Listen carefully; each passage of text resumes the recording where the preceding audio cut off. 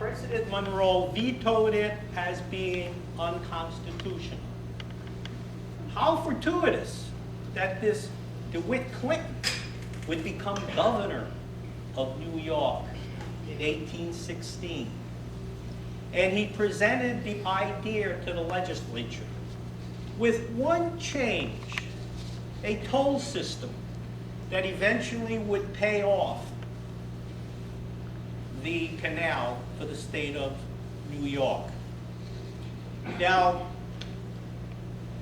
you've heard of Seward's Folly with Alaska. This was the same thing with DeWitt Clinton's idea. You had a pro-group that felt this was the eighth wonder of the world. And it did end up being the eighth wonder of the world. And then you had others that called it Clinton's Ditch or Clinton's Folly. Oh, I just saw a gentleman open his eyes. Sir, it's not Bill Clinton and Monica Lewinsky. We're talking about DeWitt, so go back to sleep. I'm just kidding. With these papers, I can't see more than 2 feet ahead of me. The canal was started July 4th, 1817, and completed 8 years later in 1825.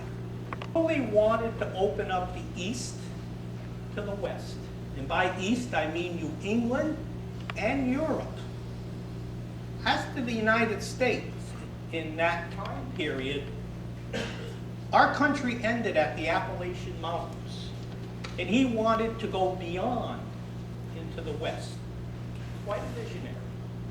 Pragmatically, it was good old money. New York Harbor was the 5th largest in the country.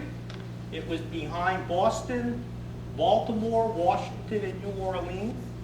And he wanted it to be number 1.